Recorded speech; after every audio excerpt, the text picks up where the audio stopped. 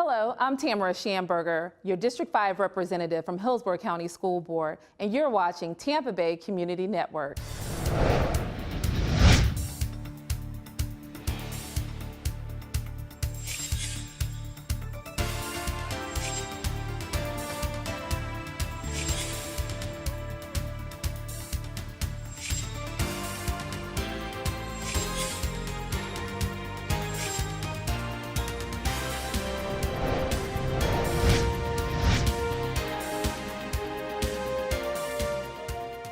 Hi, I'm Bill Hodges, and this is Spotlight on Government, and I have with us Tamara Shamburger, who is District 5, Hillsborough County School Board.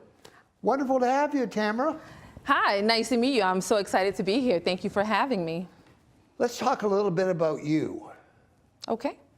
First thing I often wonder with the politician is, why did you do this?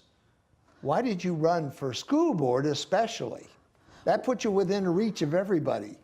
It does. It really does. You know, I get this question quite often, especially during the campaign. But when I decided it was time to give back to the community, for me, school board was the natural fit because education truly is the foundation of our community, of success, of everything. And so there's no greater honor than to be able to help a child receive a quality education. So that's why I decided to run for school board. I don't know who it was that said it, but a man never stands so tall as when he stoops to help a child. And I suspect that whoever it was, if they were writing it today, would say a man or a woman never stands so tall. So it's wonderful that you jumped in there and decided to do that. Let's talk about your background. Are you a native Floridian? Did you move here from somewhere else? No, I am a native Floridian. Actually, I'm a native Tampanian, born and raised right here in Tampa. On MacDill Air Force Base. My father is now retired Air Force. Oh, really? Well, yes. Good for him. So am I. Okay. Well, I served. Awesome. So, so my father, again, so I was raised at MacDill Air Force Base. I am a product of the Hillsborough County Public School System. My very first school was Tinker Elementary, which is on MacDill Air Force Base. I'm a proud graduate of Bloomingdale High School. And after high school, I decided to dedicate myself and my career and my life to this community that really gave me a chance. And I stayed here and I went to college. I'm a graduate of Hillsborough Community College. I went to USF, where I have a Bachelor's of Arts in Political Science. And then I went on to St. Leo University. Political science. Yeah, so that was the beginning. The die was cast. That's right. I've always been interested in politics and in the dynamics of politics and how it all works. And then I went on to St. Leo University, where I have an MBA. And for the last 20 years... An MBA also? I do. So a Master's of Business Administration, which I have been able to put to use in my career as a litigation manager in the insurance industry. So for the last 20 years, I have worked in the insurance industry. You must have been a teenager when you started. You look so young. Well, I was quite young, but not quite a teenager. What would you say, I guess, to young people thinking about getting involved in politics? You said you got involved early. Politics is getting a really bad name as we look at the Congress can't even come together on anything. Right. What would you say to young people about getting involved?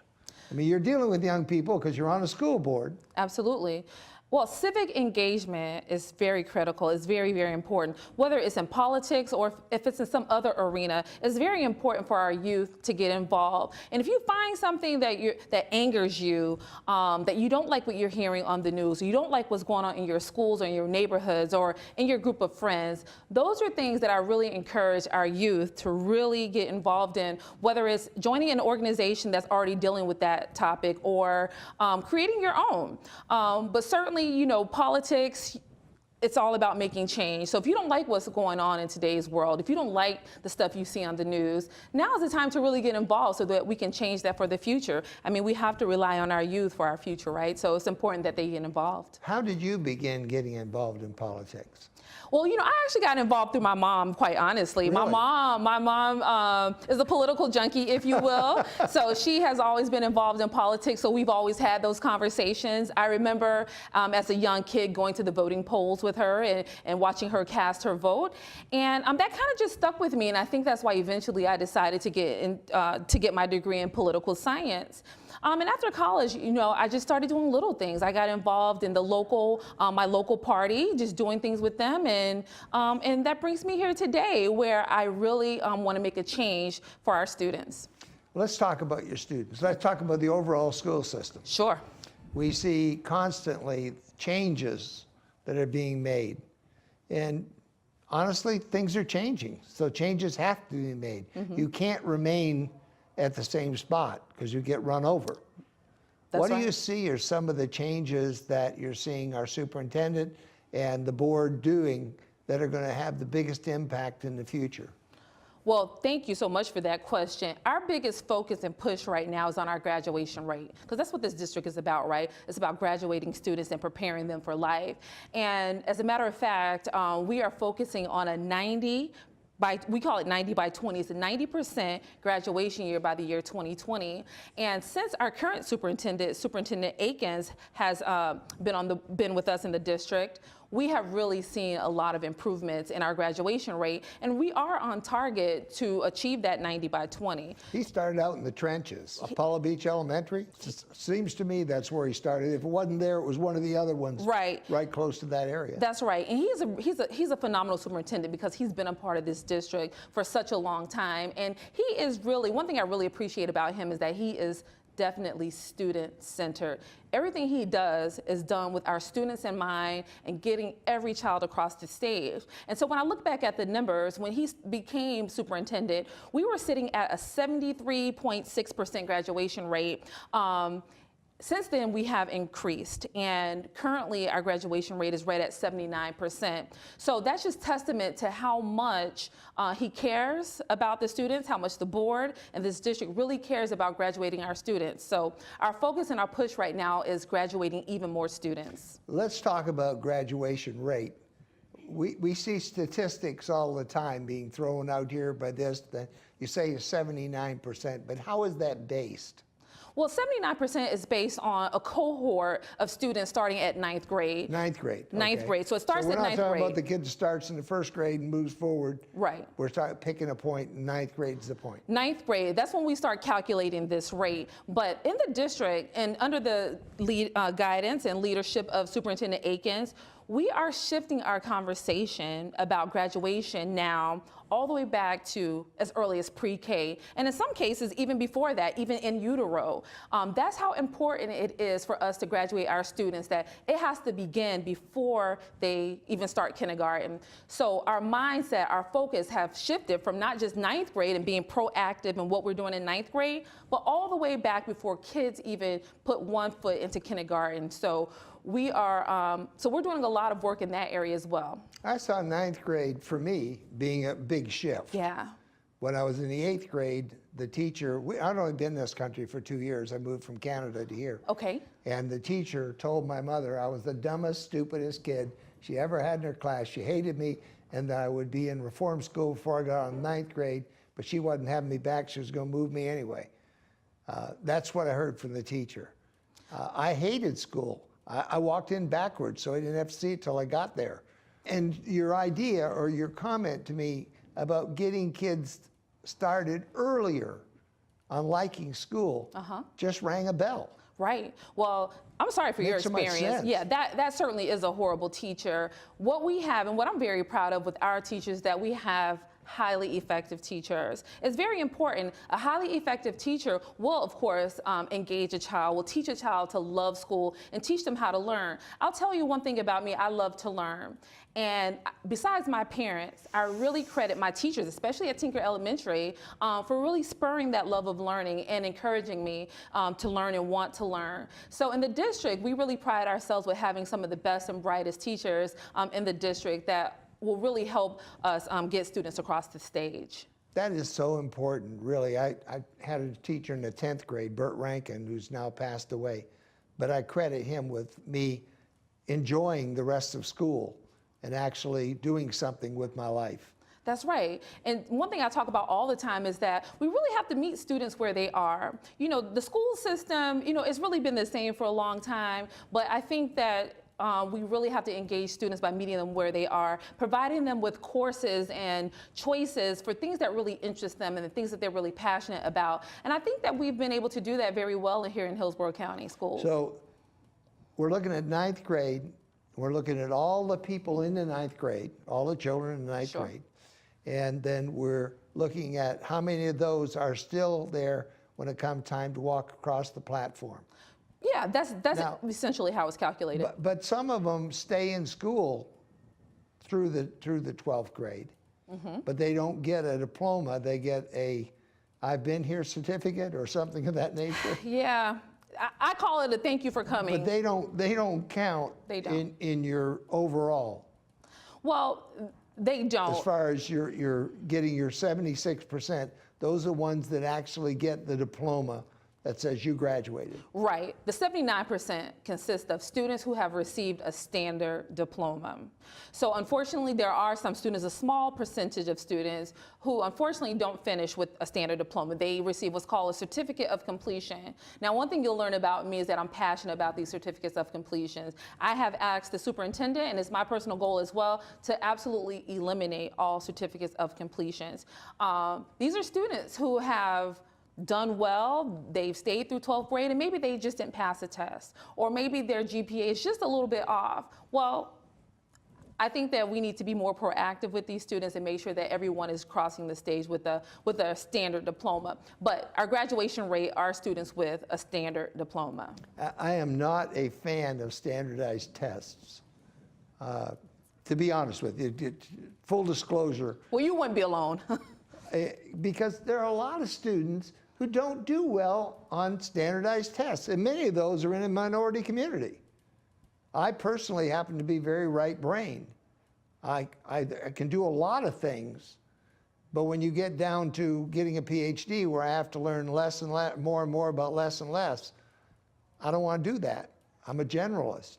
Right. And so if you give me one of these standardized tests, I may be able to knock it in ballpark in a dozen areas, but not the ones they're testing on. Yeah. So are we doing anything to get rid of some of this testing? Well, you may have heard there's been some recent legislation about eliminating so much testing. I think that there needs to be some testing, but maybe not as much. Isn't that what teachers do when they gave you a test? I mean, that's what they did when I was in school. Right. They gave me a test, I filled it out, they marked it, and if I passed it, fine. If I didn't, I was in trouble. Right, right. You know, and what we're doing with the kids now is that, and maybe different from when I was in school and when you were in school, we are really preparing our students. Oh, big difference. 30-some years. Right, right. So we're preparing our students now to compete in a global marketplace. So the standards are high and the stakes are high, but we really have to prepare them for that. You know, just to compete in the global marketplace, again, they have a lot of competition, so we need to make sure that they're going to be able to compete, and sometimes that means we have to make sure that they're at the right standards. But I think, you know, we certainly probably overdo it on the testing. A lot of it is state mandated, but again, there's legislation that would hopefully fix that, but less testing is what I would propose, certainly. What I love are the vocational schools. Oh, yes, I love that.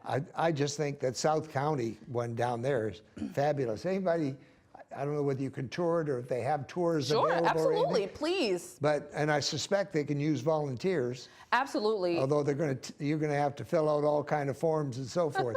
Right. But these vocational schools are fabulous. Well, let me tell you, that is probably one of my biggest prides in Hillsborough County Public Schools is that we have our Hillsborough Technical Colleges, the one in South County, and we also have Irwin Tech and Irwin Technical College, and the programs there are absolutely phenomenal. Now, I am a big proponent of this career technical education because although we would certainly like for all of our students to go to college, the truth is, a lot won't. And so when we graduate our students, we need to make sure that either they're ready for college, they're ready for a career, or they're ready to go into the military or whatever they choose. And so I'm a big proponent and a big advocate of the career technical piece. But we have some absolutely phenomenal programs. I mean, you can go for nursing, phlebotomy, you can be a carpenter, electrician, an automotive mechanic. The list is endless, and it's all right here for everybody. I just think the schools are really wonderful that way. Somebody once said we have to educate both our plumbers and our scholars, our philosophers, excuse me, because if we don't, neither our philosophies nor our plumbing will hold water.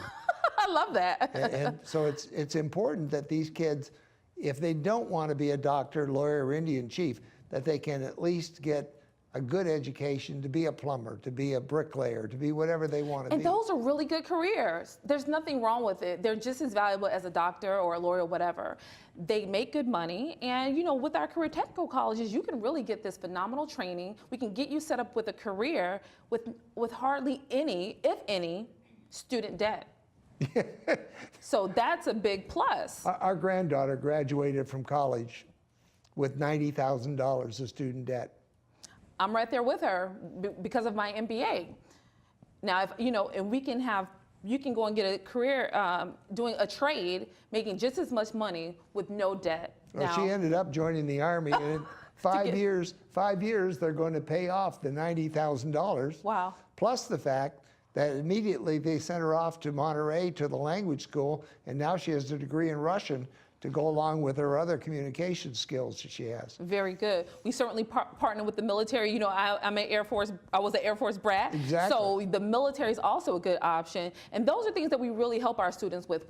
Whatever they wanted to do in their future, whatever it is, we make sure that they're prepared for that. What are some of the other things that you feel passionate about being on the board that you see coming either down the line or already in progress? Well, just about, again, the big focus really is on graduation. And for me, I represent District 5, okay? So District 5 is our urban core. I represent majority Black and Hispanic students, okay? And we know that they traditionally have the lowest graduation rates and the biggest achievement gaps. And I think this district is really putting a lot of emphasis and a lot of work on closing the achievement gap.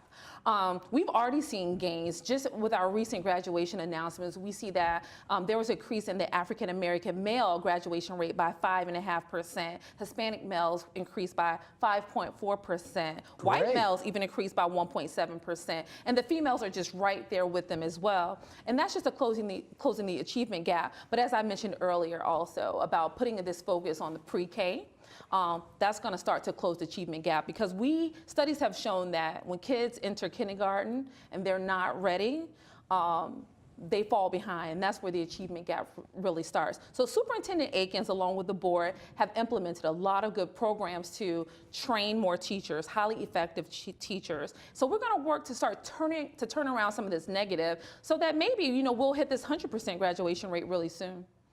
100%? Why not? We should. That's our ultimate goal. Everyone should graduate. I think that's a wonderful goal, and I think that society needs this for sure. Certainly. We've got to have educated people, and those people have to have jobs. That's right. And so we must educate for jobs. Absolutely. And I'll just tell you this, with our recent graduation rate, we graduated 593 more students this year than the previous year. That's 593 more. 593 more. So that's 593 more students that are ready for a post-secondary education, whether it's traditional college or our career technical piece. That's 593 more students that may go into the military, or 593 more students that we have prepared to get careers or get jobs that will be able to provide for their family. And like we just mentioned, this really affects us all, right? Because we are helping the economy by putting more educated people into the community. So we are on the right track, and we want to make sure that number increases every year. To be honest with you, that 593 is echoing in my head, much more than increasing it from 79 to 80%. Right. That puts a face on it. Correct. 593. Wow. And then when we work hard What's the total graduation every year? Do you have any idea? I'm not exactly sure of the exact numbers. I'll have to get that information. But we graduate quite a bit of students. Hillsborough County School District, by the way, we're the 3rd largest district in the state. We're 8th largest in the nation. Currently, we have roughly 215,000 students in the Hillsborough County school system. So we graduate quite a few number of students every year. That's a lot. It's 200 and how many? Right around 215,000, give or take a few. Wow. Yeah, so we have a lot of students. Spread out across a very large county. Absolutely. We are an extremely large county. Yeah, we're only smaller than like Miami-Dade and Broward, so we are very large. I noticed on social media the other day when I was talking and reading what they were talking about on certain schools, F schools and things like Sure. that. How do we bring the F schools up? Several of the people were saying, well, I don't want to send my kid there because it's, but it would seem to me that these schools should be getting more attention now. It's like an airline that's had problems. The feds start watching it closely, and all of a sudden their maintenance records, Yeah. they go really well. Right. And I'm assuming the same thing happens with these lower end schools where they're F schools, but do you pour more ability into them, better teachers? Yeah. How do you get these teachers to move into some of these Yeah. schools? Well, it's all about equity, right? We have to access to a more equitable education is really one of my focuses as well. But for me, the turnaround in these schools will start with leadership, right? And the teachers, we have to make sure that we have the best and brightest. I always tell people that we have to put our best assets where we have the most to gain. And that means moving our best and our brightest, our most effective and highly qualified teachers and principals into these high needs schools to kind of to prepare a turnaround. So teachers can teach more effectively. They can better engage kids in the curriculum. They can better teach the standards so they can pass their tests, so they can succeed in school. But not only that, also the community piece as well. You know, there's community involvement. the part that you can't control. Yes. Is that community part. Yes. With the parents working 2 jobs, Yeah. or being single parent Yeah. homes, or things of that nature. Yeah. Kids not getting a decent breakfast. Yeah. That these are is things- reality. That's the reality of what's going on, and the teacher gets blamed for it, the schools get blamed for it, but it's up to all of us, it would seem to me, to make sure that these things are better taken care of. I agree. Certainly the socioeconomic piece of it is really out of our control, but as a community member, these are things that all of us really have to invest in. And as a practice, you know, we really try to get away from the blame game, but instead practice on recognizing opportunities, things that we can control and things that we can help on. So although the community piece is not necessarily a district responsibility. We're also community members, and we still work with the community. We still go to them. We still talk with the parents, and we provide whatever we can do to help them to become more engaged with their children's education. But it's important for all of us to be involved, whether your child's in school or not. We're all affected. Our property values, right? We want to have good schools because that's it. better schools. I'm not moving there because I don't like school. Exactly. I won't say the little town, but one of the faux towns. They're not real towns. They're just names on a map. Sure. Somebody was talking about moving there in South County, and they said, "Oh no, you don't want to go there. That school system down there isn't good." That's right. And I chimed back in and I said, "Wait a minute, this is Hillsborough School. Right. If it's not good, you need to go back and talk to the board. You need to go back and talk to Superintendent Eakins." That's it. A lot of people will like to move out or take their kids out, and that's really not the solution. The solution is for all of us to really focus on it, to really get engaged, and to really fix it. We really do, but we all have a vested interest to make sure that every child succeeds and that all of these schools are high-performing schools. Whether you're in South County or North County or wherever you are, all of us have a role in fixing the schools. And as a district, of course, that is our #1 priority. So the superintendent, with the support of the board, we're really, really focusing on implementing the right programs, putting the right people in the right places to make sure that every school is a highly effective school. I see a lot of Earl Leonard in Superintendent Eakins. The same kind of management style in a lot of ways. Yes. You weren't there when Earl was there, but you know of him. Yes. It seems like he's got a very hands-on approach. He does. Superintendent Akins is phenomenal, and I'm certainly sure he would find that as a compliment to be compared to Dr. Leonard. By the way, who was a superintendent, I think, when I was a senior in high school. It's one of my heroes. He is phenomenal. He is phenomenal. No matter what he touches, it's right. Turns to gold, right? Yeah. So Superintendent Akins is certainly hands-on. He is a phenomenal leader. Again, he is student-centered. He cares about the staff even more, but he is definitely moving the district in the right direction. So we appreciate his leadership tremendously. I usually allow my guests, especially those who ran for public office, to take 1 to 2 minutes, to talk directly to the audience, and thank the ones that helped them with their campaign, and tell the ones that didn't help them with their campaign they're still going to be represented. That's right. Would you like to take a minute or two just to talk to the constituents? Well, you've said that very well. So I'd just like to say thank you again to everybody who had supported me through the campaign, my family, my friends, all of the people that I met along the way. And like you said, even those who didn't support me, I still support you. I hope that we can still partner together to make Hillsborough County Public Schools the best in the nation. It's really going to take all of us, and I'd really like for people to know that my heart is for these kids. It's for making sure that our most underserved, our most highest needs kids really get the resources and the services that they need to become highly successful students and to graduate. So I'm just excited about this opportunity. It's certainly challenging, but it's, at the same time, it's the most rewarding thing that I have done. So I'm honored to represent not only the District 5 students and constituents and all the residents, but I am honored to be a representative of Hillsborough County, period. So I look forward to good things to come, and I'm always available if anybody would like to talk. If you have any suggestions or solutions, please know that my door, all the board members, our doors are always open, and we certainly would love your feedback and your input, and come visit us sometime at the board meetings. Well, it just bubbles up from you. It really does. You can Great. see your enthusiasm for it, which is really neat to have any kind of job where all of a sudden you just feel like you want to share it with everybody. That's right. I do. This is what I do 24/7. I love it.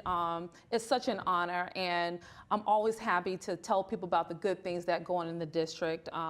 Oftentimes, the community may not know how hard we're really working, so it's always my place and my position to really let the community know, but we're doing really good things. We're fighting, and if there's anything that somebody has a misunderstanding about, if you ever read something negative in the news that you're not sure about, call us, come and see us. Track down. That's right. Track it down. Track it down. We will make sure that you get the right information, but we are here for the students. You know, I think that's a very important thing in today's world of rumor. Yes. And yes, fake news. Really. It really is important not to just pass something on until you talk to somebody and find out what the real story is. That's right. In this day and age of fake news and social media and all that kind of stuff, you know, I'm disheartened sometimes by the stuff I read and the comments I read, and I just think to myself, if they would just ask, they would get the right answer. So just want everybody to know that we are here to answer anything that you may have. Doesn't matter how small, whatever your concern is, we are here to get that If fixed. it's their concern, it's not small, right? That's right, absolutely. Tamara Shamburger, so happy to have the District 5 Hillsborough Schools. I'm sure you're doing a great job out there with that kind of enthusiasm and effort. Keep it up. Tell the other board members, do the same thing. I'm Bill Hodges. You're unique, you're special, you're great. Tell yourself so often because you are, you know. And we'll see you on the next Spotlight on Government. Again, Tamara, thanks for being with us. Thank you for having me.